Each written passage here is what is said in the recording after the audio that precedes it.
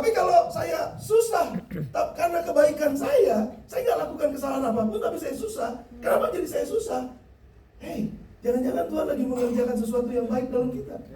Dan saya mau mengajak kita belajar bersama-sama mengenai kehidupan seorang yang bernama Yusuf, Joseph the Dreamer, seorang pemimpi. Dan saya suka dengan kehidupan ini, tapi saya mau mengambil beberapa angle yang berbeda. Yusuf ini hidup di dalam 4 fase, dan dia mengalami proses pemurnian yang luar biasa. Dua pertama, kenapa Yusuf berhasil? Dia tekun dan dia rajin. Amsal 10 ayat 9 bilang, siapa bersih kelakuannya, aman jalani. Siapa jujur, aman jalani. Tapi siapa berliku-liku jalannya akan diketahui. Yusuf ada dalam fase produktif karena dia ada di tempat pekerjaan. Nah, ini fase di rumah Potifar adalah fase di tempat pekerjaan. Kalau ada orang dibentuk di dalam rumah, luluslah pembentukan di rumah. Kalau orang dibentuk di dalam tempat pekerjaan di marketplace-nya, luluslah dibentuk di sana. Namun ada 2 lagi kriteria yang perlu kita ngerti ini, dan ini buat saya powerful, saudara.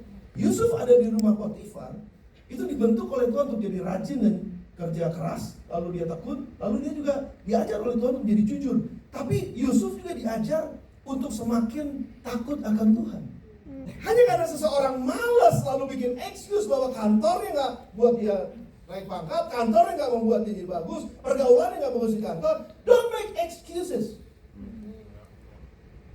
Ikuti proses Tuhan sampai dia bukakan jalan untuk kamu bisa pindah kelas.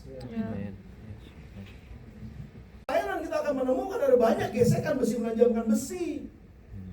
Tapi disitulah prosesnya. Jangan lari dari pelayanan, jangan berhenti dari pelayanan. Izinkan yang muda-muda aja nanti gitu. Kan biasanya begitu ya. Izinkan yang generasi barunya katanya. Enggak begitu. Karena semua orang baik muda, setengah muda, jauh dari muda, tetap semuanya kan ngalamin proses. Justru di dalam pelayanan yang kayaknya nggak nyaman nih ya, kayaknya nggak enak gitu ya. Jangan lari dulu sebelum Tuhan izinkan pintu belakangnya terbuka. Amen. Karunia kita akan muncul, dan itulah ujiannya, itulah prosesnya, itulah pemurnian yang Tuhan sedang lakukan. Karena Tuhan mau pakai setiap kita sesuai dengan karunia yang kita punya, yang Tuhan berikan dalam kehidupan kita. Dia mau pakai itu, tapi dia mesti proses dulu itu. Dan proses biasanya diproses di tempat yang very very difficult, tempat-tempat yang paling gak enak mungkin. Itu dalam penjara. Tapi Yusuf tetap melakukan bagiannya dengan setia. Dia berhasil di dalam penjara. Dia tetap lulus ujian di penjara. Dan lulus ujian di penjara itu as a matter of time sebetulnya.